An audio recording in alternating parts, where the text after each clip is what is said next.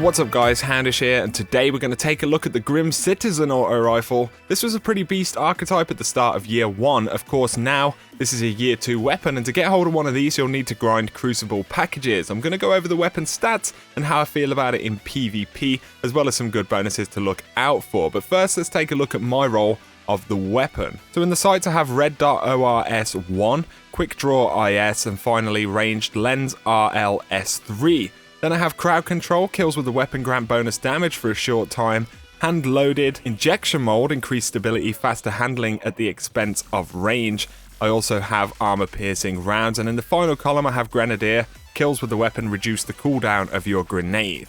So Grim Citizen is the lowest rate of fire variety of auto rifle. This is the 77 rate of fire and 28 impact variety, pretty similar to Shadow Price, Soros Regime, and Her Memory. The base range of Grim Citizen is at 42, which is pretty good in its archetype. We have a stability of 39, which isn't the best stat, but stability isn't as important as we're used to on other weapons. This is a low rate of fire weapon, so the kick is fairly minimal compared to the bullet hoses that we see more regularly. Having said that, good stability and recoil bonuses will always help. We have a decent reload of 65 on the weapon with 26 rounds in the magazine, which is pretty great. Finally, this weapon has a fairly vertical recoil direction, making it pretty easy to control in gunfights. This is a fantastic weapon in its archetype. It has solid stats, great handling, it deals 26 critical damage, and that's 21 to the body in PvP. But we know that these weapons do have a bit of a problem. I'd like to say that the problem is the archetype, which is true to a degree, but the issue here is really that the game and the way that weapons are designed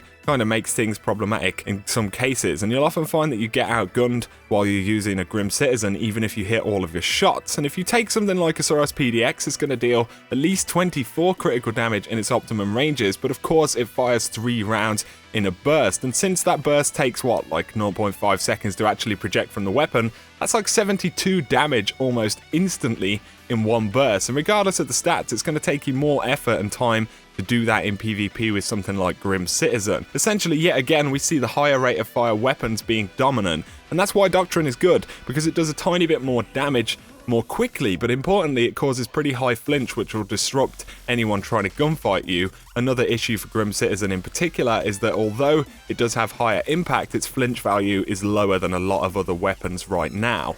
Having said all of this though, it's a fairly good weapon. If you choose your engagements wisely and hit your shots, you're still going to be able to kill things. I know some pretty top tier players who still use weapons like this. You can do pretty well with them, it just takes a little more effort, and who knows, perhaps we'll see another buff or change to this type of weapon in the near future with Rise of Iron dropping, which of course hopefully will increase their viability, because I do miss using these lower rate of fire auto rifles. But perk wise, let's talk about stability. So look at things like Perfect Balance. The other bonuses available on this weapon are going to knock your range, but it shouldn't be too bad. So things like Injection Mold, Hand Laid Stock, or you could go with Small Bore, which is great for your range and stability if you can live with a smaller mag size. In the first column, Rangefinder, Persistence, or Crowd Control are pretty great bonuses, and in the second column, Counterbalance, Glass Half Full, Third Eye if it's your thing, or perhaps even Life Support and Eye of the Storm could be decent as well. There are a lot of other bonuses that you can roll. These would just be the best possibilities in my opinion. So there you go guys.